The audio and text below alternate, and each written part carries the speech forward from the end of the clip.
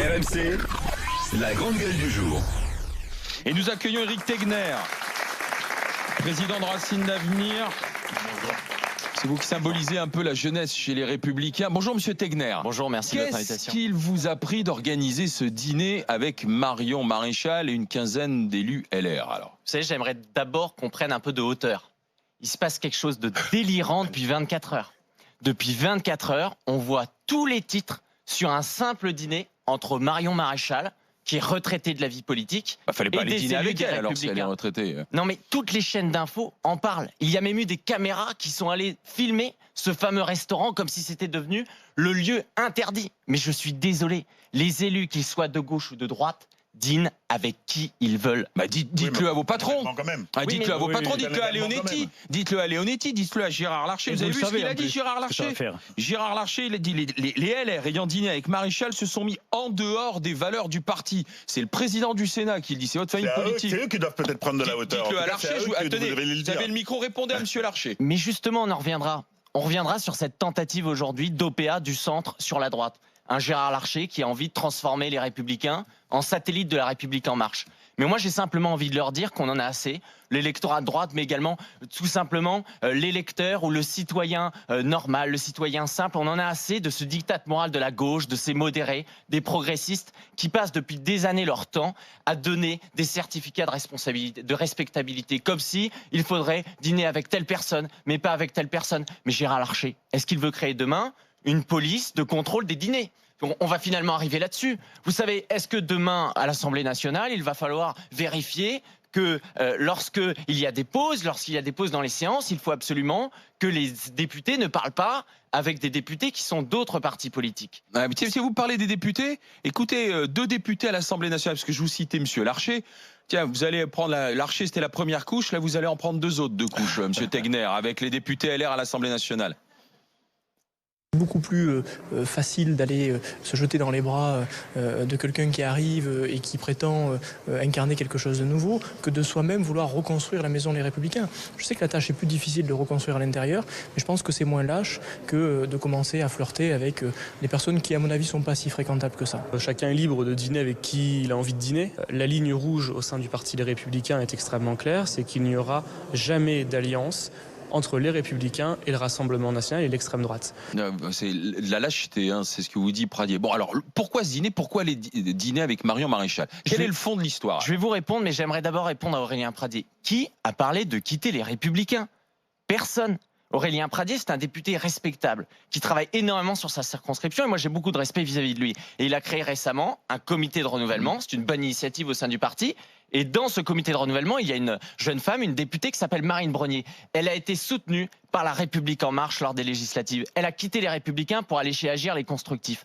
On en a assez qu'il y ait à chaque fois du laxisme vis-à-vis des gens qui sont Macron-compatibles, mais dès qu'il y a un dîner privé avec une personnalité retraitée de la vie politique comme Marion Maréchal, mais pourquoi y aller alors le pourquoi de ce dîner? Pourquoi y aller? De quoi avez-vous parlé? Est-ce qu'il y a un rapprochement, une espèce de convergence d'idées ou de lignes politiques? Pour moi, vous savez, ce dîner, c'est une énième étape de la recomposition politique depuis 2017. Étape recomposition politique, donc. Oui, qui a commencé avec l'élection de Laurent Wauquiez en novembre 2017, qui a acté, les faits sont là, une ligne plus identitaire au sein de notre parti politique. Il y a également le départ de Jean-Pierre Raffarin, d'Alain Juppé, de Xavier Bertrand et plus récemment de Valérie Pécresse. Et donc, du coup, Marion Maréchal est devenue plus centrale au cœur de l'électorat des Républicains. Et c'est la raison pour laquelle ceux qui sont restés, ceux qui ne sont pas partis chez La République En Marche, considèrent qu'on peut dialoguer avec une personnalité, on l'a bien vu sur LCI, qui finalement n'a aucune différence quasiment avec Bruno Retailleau, Julien Aubert ou Guillaume Larrivé. Il faut arrêter l'hypocrisie. Sur ce plateau, je suis sûr que vous passez votre temps à dire que finalement Laurent Wauquiez a flirté avec les idées de Marion Maréchal. Moi, j'aimerais qu'on le dise. Donc pour vous, l'avenir d'une droite qui se veut vraiment de droite, comme on disait à une époque, décomplexée, c'est plutôt vers Marion Maréchal. On est OK. Mais vous savez, on a fait ce dîner, c'était pas pour parler de tambouille politicienne. On s'est pas mis autour de la table, comme parfois ça peut se faire au Sénat, en délimitant des postes, en disant on va faire des alliances, etc. On a parlé de fond, on a parlé d'idées. Et effectivement, ce qu'on veut dire, c'est qu'il faut une droite qui se reconstruise, mais également qui soit capable de s'ouvrir. Vous nous dites, si je comprends bien, vous nous dites que Marion Maréchal Le Pen fait partie. Marion Maréchal, excuse-moi, mais bon. Non, c'est important. Excuse-moi, mais bon. C'est important. Fait partie des Républicains, quoi. C'est une personnalité centrale des Républicains, vous nous avez dit. Non, mais... Moi, vous me faites penser à un clou par rapport à un aimant. Le RN ou Marion Maréchal étant l'aimant. Je vous rappelle que jamais l'aimant va vers le clou, c'est le clou qui va vers l'aimant. Et vous savez quoi? Quand le clou touche l'aimant, il prend la propriété de l'aimant. Donc vous êtes en train, ni plus ni moins, de nous transférer une part des Républicains, comme ça, doucement, l'air de rien, vers le RN. Ni plus, ni moins. Oui, non, mais qui effectivement, je termine juste, qui effectivement a tendance par la personnalité de Marion Maréchal à nous faire croire qu'on aurait affaire à une espèce de RN Light ou Le Pen Light, qui a même changé de nom pour passer de FN à RN, Rassemblement National. Et les gens ne se souviennent peut-être pas que Rassemblement National, c'était Marcel Déat qui l'avait créé en 1941, ultra collaborationniste. Et donc il y a une espèce de cynisme à vouloir faire croire aux gens que c'est du Le Pen Light, alors que le menhir, Monsieur Le Pen lui-même, dit que c'est la seule qui défend à l'extrême les idées de Monsieur Le Pen. Mais visiblement, vous savez, votre analyse politique là est absolument pas guidée par une situation objective, une analyse des Républicains. Visiblement, vous avez. Mais monsieur, vous ne représentez pas les Républicains, vous le savez bien. Vous êtes encore dans ce vieux format. Mais vous ne représentez pas les Républicains. L'extrême droite d'un côté, et ça, ce n'est pas de l'analyse politique. Excusez-moi sur ce sujet-là. Allez-y. Alors, est-ce que vous êtes en train de vous transférer vers Marion Maréchal? Vous savez qui on a reçu en avril dernier, pendant les élections européennes? On a reçu au siège de Vaugirard quelqu'un qui s'appelle Éric Zemmour. Quelqu'un qui peut être vu parfois dans ses positions ou dans ses contacts proches du Rassemblement national. Et qu'est-ce qu'a fait Laurent Wauquiez ce jour-là où on n'a jamais vu autant de monde au QG de Vaugirard? On avait l'impression que les Républicains ressuscitaient. Et il lui a dit, Éric, considère-toi chez toi, chez nous. Donc ça, il faut l'assumer aujourd'hui. Il faut l'assumer. On est allé chercher comme personnalité pour les élections européennes une personne, François-Xavier Bellamy, qui était plus vu du côté de la droite hors les murs, la droite conservatrice, plutôt proche, disait, de Marion Maréchal, qui n'avait pas sa carte au sein des Républicains. Ça vous a pas réussi au niveau du score. Mais on n'est pas en train de dire aujourd'hui que Marion Maréchal doit prendre sa carte chez les Républicains ou que ça va être une candidate, etc. On est simplement en train de parler d'un dîner. Oui. Mais il y a quand même, si vous allez dire il y a un symbole fort et vous le savez. Parce qu'on a voulu revenir sur les idées. Arrêtez de prendre les gens pour des lapins de 6 semaines. Moi, quand je vais dîner avec des gens, on m'invite pas sur les plateaux télé pour venir parler de mon dîner. Enfin, vous pouvez. Non, mais j'ai pas sollicité RMC pour venir ici. Oui, mais vous auriez pu rester dans l'anonymat et dire, écoutez, moi c'est un dîner, je sais pas ce que vous voulez que je vienne foutre dans votre plateau. Laissez-moi tranquille, on a bien mangé. Point barre. Je suis venu dire ça. Oui, vous venez, mais je suis venu dire ça. J'ai commencé par le dire. Une petite phrase pour l'archer, vous avez une petite phrase pour tout le monde. Non, c'est monsieur qui a commencé à parler. Mais bon, vous savez ce que vous venez raconter. Enfin, on n'est pas. J'espère bien. J'espère vous aussi que vous savez ce que vous racontez. Pour moi, Marion Maréchal Le Pen, excusez-moi, ou famille Le Pen. Non, mais ça veut dire que vous considérez qu'aujourd'hui il y a un déterminisme familial. Je suis désolé, c'est absolument pas l'image que je me fais aujourd'hui de la démocratie et de la République française. On n'est pas déterminé par son père ou par son grand-père. Non, mais à chaque fois, c'est toujours le débat, toujours dire Le Pen, je savais pas que vous étiez porte-parole de Marion Maréchal, mais bon, c'est pas très grave. Vous nous expliquez que il y a quoi comme différence entre Wauquiez et Marion Maréchal? Moi, je suis d'accord avec vous. Il n'y a pas beaucoup de différence. C'est-à-dire que vous assumez aujourd'hui que la droite, celle dont vous critiquez, en vérité, c'est Macron, que le macronisme, c'est devenu le parti de droite, et que derrière, vous avez envie d'essayer de faire un gros bloc d'extrême droite, identitaire, nationaliste, etc. C'est ce que vous êtes en train de nous expliquer. Mais où est l'extrême droite? Moi, je pense que vous faites de l'entrisme, personnellement. Moi, je pense que vous faites de l'entrisme chez les Républicains. Et tôt ou tard, vous partirez. Enfin, vous partirez. Absolument pas. Moi, je suis toujours resté chez les Républicains. Vous savez, ça fait 7 ans que je suis sur les marchés, qu'on est en train de travailler de façon bénévole, sans avoir de poste, sans être élu. Moi, ce qui m'intéresse simplement, c'est ce que pense la base. Ce qui m'intéresse, c'est ce que pense la base, ce que veulent les Françaises qui décident. Et c'est important. Aujourd'hui, il y a une réalité. C'est qu'au sein des Républicains, il y a un décalage entre la base et les élus. La base, elle est beaucoup plus proche des idées que peut porter Marion Maréchal. Et les élus, ils sont beaucoup plus Macron compatibles. Lesquels, monsieur Tegner? Mais quand je parle de la base, c'est l'électorat. Non, mais lesquels idées? Le déremboursement de l'avortement, par exemple? Sur les idées, par exemple, de quoi on a parlé lors de ce dîner? On a parlé de plusieurs sujets. D'abord, la privatisation d'ADP et le référendum qui est en cours. On a l'impression que le gouvernement veut en parler le moins possible pour qu'il y ait le moins de signatures possible pour que ce référendum n'arrive pas. Et ça, là-dessus, il y a eu des convergences. Je rappelle que les Républicains, une partie des Républicains, mais pas le parti dans son ensemble, a fait alliance avec le Parti communiste pour déclencher ce référendum. Donc, il y a un moment donné, ils savent faire preuve d'ouverture vers la gauche. Il faut aussi être capable de faire l'ouverture contre l'ADP, vers la droite. Je suis contre la privatisation d'ADP et surtout, au-delà même de la privatisation. Là où tout le monde peut être d'accord, c'est le fait. Même là-dessus, je ne suis pas contre les privatisations par principe. Moi, je me considère économiquement, au sens strict, plutôt libéral. Mais il y a un moment donné, on ne donne pas un monopole, on ne donne pas quelque chose qui rapporte de l'argent à l'État, alors qu'on demande, on augmente les impôts sans cesse sur les classes moyennes. Eh bien, on ne donne pas ça. Vous êtes sur la même ligne, par exemple, sur l'IVG, vous êtes sur la même ligne contre la PMA. Non, mais c'est pour savoir. Sur l'IVG, je tiens à rappeler quand même que sur LCI, la dernière fois, Marion Maréchal était très clair. Il y a un moment donné, on peut faire des émissions, mais si on les écoute pas. C'est à vous que je Non, on n'a pas parlé d'IVG, on a parlé de privatisation. On vous demande de vous, qu'est-ce que vous pensez de ces idées sur l'IVG? Est-ce que vous êtes contre l'IVG, par exemple? Mais je suis pas contre l'IVG, mais surtout je comprends pas ce type de questions en fait. Non, c'est pas ça. Mais tout le problème est là. Je vous l'ai dit. Ça fait 10 minutes que je me tais. Si vous permettez, je vais parler un petit peu. C'était ta famille, les Républicains. Tout à fait. C'est la raison pour laquelle là, je commence un petit peu à m'énerver. Vous pouvez pas faire les questions et les réponses et juger de la pertinence de nos questions. Monsieur, moi j'ai 52 ans, j'étais un fervent militant de l'UMP, j'ai participé à la campagne de Nicolas Sarkozy avec grand espoir et j'ai quitté cette famille politique quand je me suis rendu compte effectivement que la ligne de Laurent Wauquiez faisait écho à celle à l'époque du Front National. Aujourd'hui, François-Xavier Bellamy a essuyé un échec retentissant lors de ces européennes, ce qui fait, par capillarité, un boulevard à Marion Maréchal pour incarner ces valeurs que François-Xavier Bellamy, par la force des choses, ne peut plus porter. Vous ne pouvez pas nous reprocher ici d'être surpris de ce déplacement, parce qu'effectivement, c'est un événement. C'est un événement dont il est normal que nous parlions. Effectivement, je vous rejoins quand vous dites qu'il n'y a pas de différence entre Éric Ciotti, Laurent Wauquiez et Marion Maréchal. C'est une certitude, on est d'accord. Maintenant, ce qu'on vous demande, nous, c'est de l'assumer et de ne pas essayer de nous faire passer ce dîner comme un non-événement, parce que vous ne pouvez pas être convaincu de cet argument-là, ça n'est pas possible. Monsieur Tegner. J'aimerais lui dire deux choses. La première, c'est qu'effectivement, il y a eu un déclic. Ce qui est intéressant, c'est que le fait que ça fasse un événement d'une chose aussi anodine prouve qu'en fait, pendant des années, il y a eu une hypocrisie. Et qu'à un moment donné, il y a des élus qui ont accepté d'assumer. Non, mais ce qui n'est pas anodin, c'est la dimension du déclic. Mais en tant que tel, ce dîner aurait pu avoir lieu il y a des années. Pour revenir à ce que vous disiez tout à l'heure, j'écoute souvent ce que vous dites, vos analyses sur l'UMP, etc. Vous savez, moi, je vous en veux pas aujourd'hui d'être plutôt éloigné des Républicains. Pourquoi? Parce que je ne vais pas tomber dans la démagogie de considérer qu'Emmanuel Macron est un gauchiste.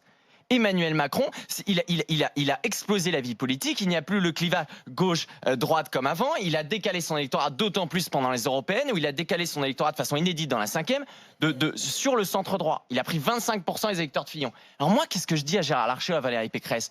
Eh bien, si vous considérez qu'Emmanuel Macron, aujourd'hui, le simple problème, c'est une histoire de dépenses publiques, allez l'aider. Parce que le problème d'Emmanuel Macron, c'est qu'il a une majorité parlementaire plus à gauche. Et si les élus comme Pécresse l'aidaient là-dessus, eh bien, il faut qu'ils y aillent. Il faut qu'ils arrêtent la démagogie. Moi, Bruno Le Maire, j'avais salué le fait que lui, il avait assumé, il avait pris sa carte d'En Marche et il y était allé. Mais moi, je considère que je reste chez les Républicains parce que ce qui différencie aujourd'hui Emmanuel Macron de la droite actuelle qui se reconstruit, c'est notamment les sujets d'identité. Alors, Eric Tegner, vous restez avec nous. C'est vous, je rappelle, qui étiez à ce dîner qu'il avait organisé, si j'ai bien compris, la rencontre avec le magazine L'Incorrect, avec Marion Maréchal. On continue de vous poser des questions sur qu'est-ce que ça signifie pour les Républicains, parce que ça provoque dans votre famille, c'est pas nous qui créons les réactions, c'est votre famille qui a réagi, votre famille politique. Ça crée un sacré tremblement de terre politique. On continue d'en discuter dans les GG.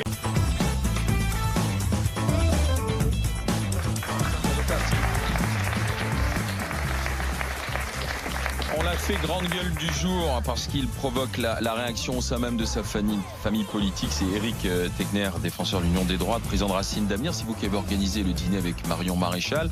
Mais qui était présent à ce dîner? Parce qu'il y avait des élus, les Républicains. Il y avait une quinzaine d'élus des Républicains qui globalement représentaient un peu toutes les strates du parti.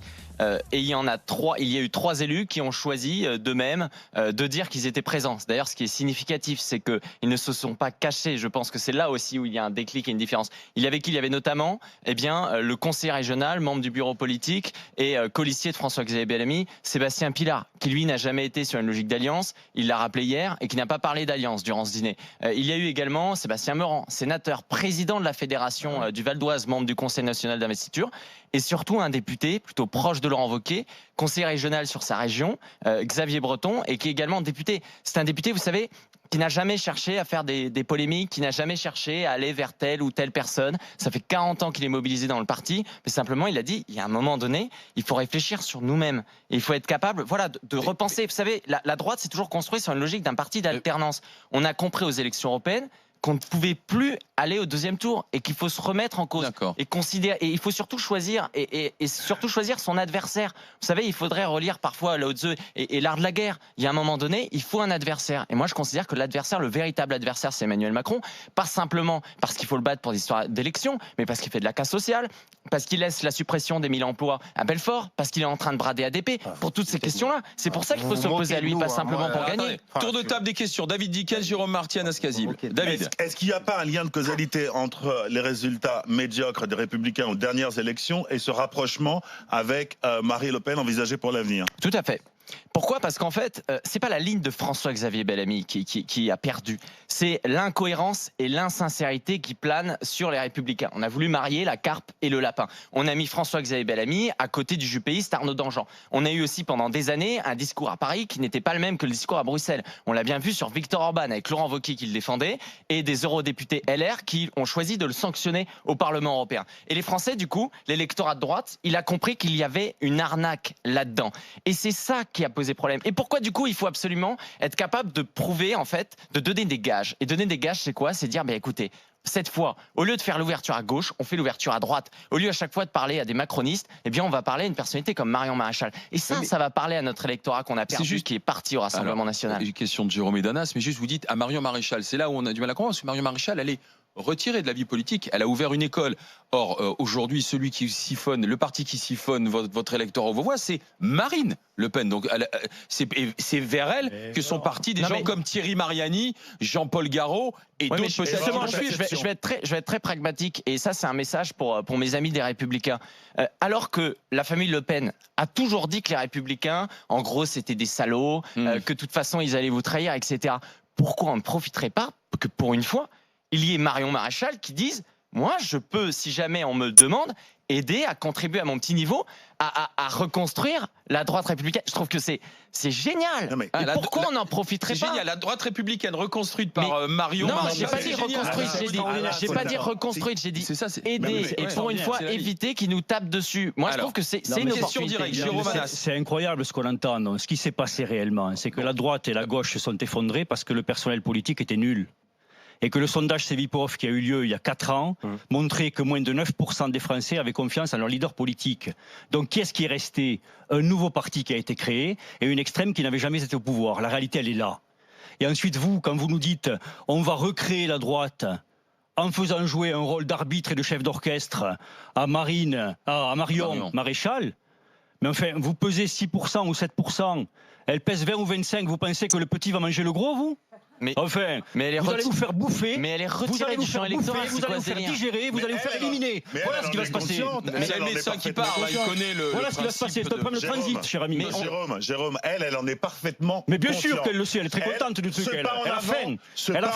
Ce pas en avant, il succède à la défaite de François-Xavier Bellamy. Vous pouvez prétendre le contraire, c'est le cas. D'autre part, le compagnon de Marion Maréchal est un proche de Salvini, donc qui sait aussi établir des alliances du point de vue européen. Donc effectivement, il y a une opportunité pour les uns. Pour les Républicains, je pense, c'est Marion Maréchal apparaît comme le radeau de sauvetage parce que sinon il se noyait. Et pour Marion, c'est ce qu'elle dit d'ailleurs, c'est ce qu'elle illustre tout le temps en disant que toute seule elle n'y arrivera pas. Donc elle veut réunir toutes les volontés issues des Républicains qui veulent aller chez elle. Je vais juste répondre en 30 secondes. Sous sa coupe. Vous dites, écoutez, les Républicains ils pèsent 8% et à côté le Rassemblement National en pèse 24%. Donc on va se faire bouffer. Mais qu'est-ce que plaide aujourd'hui Gérard Larcher? Il plaide d'être capable d'être sympa avec Emmanuel Macron, d'être capable de faire des alliances avec le centre. Mais aussi, il pèse 24%. Donc dans ce cas-là, votre logique ne tient pas. Dans ce cas-là, on va également se faire manger. Mais cher monsieur, le problème, c'est quoi? C'est que notre électorat, celui qui reste, les 10%, il préfère se rapprocher de personnalités comme Marion Maréchal que de se rapprocher de personnalités comme Emmanuel Macron. Ce que l'on vous demande, précisément parce que vous êtes jeune, c'est d'avoir une autre pensée politique et d'oser reconstruire complètement un mouvement et d'oser la difficulté plutôt que la facilité. C'est sûr que ce que je dis, la droite, elle est au pouvoir. On a fait le début. Non, mais attends, je te réponds très vite. Alors, on a fait le début de l'émission sur la canicule. On voit clairement que les choses sont en train de changer au niveau mondial. mondiale. On a dit nous-mêmes qu'il fallait reconsidérer complètement l'organisation de la société, c'est-à-dire l'organisation de la vie dans la société, ce que je dis depuis dans le la début. cité. C'est la politique entièrement, c'est la vie des partis, c'est tout ça qui est à reconstituer. Et à refaire. Non, mais c'est pas. Vous croyez que vous entendez ce discours tous les jours? C'est pas en allant vers la facilité, en s'alliant avec les extrêmes. Ça, c'est une politique en noir et blanc. Alors, Anas Kazim, c'est une politique en noir et blanc, ça. Enfin, moi, je tombe des nues en fait quand je vous écoute. La première chose, c'est que sur votre analyse, ce n'est pas Macron qui a amené la crise du bipartisme, c'est une crise organique de longue date. C'est-à-dire qu'à un moment donné, le capitalisme, moi j'ai une lecture de classe, je vous invite à relire Gramsci, et il y a beaucoup d'éditorialistes et d'économistes et des gens même de droite qui lisent Gramsci et qui comprennent la crise organique. Elle ne frappe pas uniquement la gauche et la droite, elle fracasse aussi de plein fouet la bureaucratie syndicale, les corps intermédiaires et tout ce qui a fait en fait le monde qui a été ficelé, c'est-à-dire entre voilà les gens d'en haut qui discutent entre eux de ce qu'ils vont proposer à ceux d'en bas. Et là, vous n'êtes pas dupes. Moi, je pense, c'est-à-dire que vous voyez qu'il y a Bolsonaro, il y a Salvini, il y a Orban, et vous comprenez qu'à un moment donné, la question, et c'est là où on voit que le capitalisme est pourrissant et réellement est pourri jusqu'à la moelle, c'est-à-dire que entre vous, la droite qui est capable aujourd'hui de faire de l'alliance avec l'extrême droite et d'avoir même des idées d'extrême droite, de voir le MEDEF maintenant qui vient de faire, et on vient d'avoir l'info. Le MEDEF renonce à inviter Marion Maréchal, voilà, sous la pression. Mais l'essentiel, ce n'est pas de renoncer, mais de voir à quel point le patronat est aussi capable d'envisager demain de pouvoir faire alliance avec l'extrême droite pour la mettre au pouvoir. Le patronat, il les reçoit aux universités. Il y avait même des gilets jaunes qui étaient invités, la France Insoumise. Je pense que même les gilets jaunes, il y aura un rétropédalage. Mais maintenant, sur ce que vous dites sur le fond, c'est-à-dire vous nous parlez d'ADP, vous nous parlez de la casse des acquis sociaux. Enfin, vous avez pas. Mais la droite a cassé France Télécom, elle a cassé la Poste, elle a cassé la SNCF, elle a cassé EDF. Enfin, les privatisations de 2003 à 2009. Moi, par exemple, je vous parle de la Poste. Il y avait la gauche aussi. Je rappelle le Premier ministre 92 du secteur de la droite, justement, du Premier ministre de gauche aussi. Comment ? Je dis la gauche a privatisé. Oui, la social-démocratie, oui, mais voilà. C'est ce que Marine Le Pen dit, l'UMPS. Mais à un moment donné, vous parlez de la case d'ADP. Moi, j'ai des copains du 92 où la plupart des maires, ce sont des maires LR. Ils sont dans le 92, ça fait 15 mois qu'ils sont en grève, 15 mois sans salaire. Ils ont toujours pas de protocole de négociation avec Philippe Val. Regardez où vous allez, c'est-à-dire que vous fracassez les choses. Et puis maintenant, vous nous expliquez que vous êtes pour ADP. Non, simplement, j'ai fait ce que monsieur à votre gauche conseillait, c'est-à-dire qu'à un moment donné, il faut rebâtir un nouveau logiciel. Il faut également être capable, et moi ce que je dis à la droite et aux Républicains, il faut être capable de prendre en compte la crise financière qu'il y a eu en 2008. De considérer également que ce libéralisme économique qui était souvent un capitalisme de connivence, eh bien il faut le tuer. Et il faut à nouveau effectivement considérer les gens des classes populaires, les gens de la France périphérique, alors qu'il y a aujourd'hui un clivage aussi entre ceux qui sont enracinés, ceux qui sont quelque part, qui vont être plus dans les périphéries, et ceux qui font partie de la génération nomade. Tegner, vous savez que dans les grandes gueules, on nous appelle au 32-16 pour voir et dire ce qu'on pense de ce qui se passe. Il y a un électeur LR qui a téléphoné, il s'agit de Marc en Gironde. Bonjour Marc. Bonjour. Qu'est-ce que vous comprenez le tollé sur ce dîner ou pas? Alors non, moi au contraire, je partage cette initiative. D'ailleurs, il y a une petite heure, je suis un électeur Rassemblement National pour le coup. Ah ouais. Voilà. Donc voilà, une petite erreur. Mais je vote pour le Rassemblement National depuis que j'ai 18 ans, hein, donc ça fait déjà presque 10 ans. Et voilà, je soutiens cette initiative simplement car en gros, les Républicains sont pour moi très divisés en fait. Hein. Il y a les Républicains d'ailleurs, c'est plus un parti de droite pour moi, c'est clairement un ensemble d'idées progressistes en fait. Hein. C'est pour moi c'est la même chose que Macron. Sauf... Oui, en tant que sympathisant RN, vous êtes plutôt pour cette alliance des droites alors, si je comprends bien. Exactement, on voit bien que aux dernières élections, en fait, nous, on est clairement bloqués. On a un mur, en fait, en termes d'électeurs, on va faire du 30%, mais on va jamais dépasser ce score-là à cause des alliances contre nous. Donc le seul moyen, en fait, vraiment d'aller au pouvoir, c'est vraiment de s'allier, d'unir toute la droite, qui a des idées encore conservatrices de protectionnisme. Voilà, vraiment des idées... Voilà, de vraie droite, en fait, la droite telle qu'elle a existé à l'époque, qui maintenant a disparu. Ça illustre peut-être ce que vous constatez sur le terrain, donc finalement. Ça illustre ça, et surtout, ça légitime ce que j'étais en train de dire tout à l'heure. Quand Laurent Wauquiez ou la droite dit qu'il faut récupérer l'électorat parti au Rassemblement National parce qu'il a été déçu, moi, quand j'écoute Marc, je vois qu'en fait, d'un certain côté, on peut retrouver sa confiance. Ça ne veut pas dire qu'il va rejoindre les Républicains aujourd'hui, évidemment, mais on peut retrouver sa confiance en étant capable de dialoguer avec Marion Maréchal. Je pense que là, il a du coup un discours un peu plus positif à notre égard. Encore une fois, je suis pas en train de dire qu'il va nous rejoindre loin de là, mais il a un regard un peu plus positif parce qu'on a été capable de s'ouvrir, de parler avec d'autres gens. Cette confiance qu'on est en train de retrouver en faisant ça. Pourquoi vous parlez depuis tout à l'heure des gens du RN qui rejoindraient les Républicains. Et pourquoi ne pas assumer carrément l'inverse?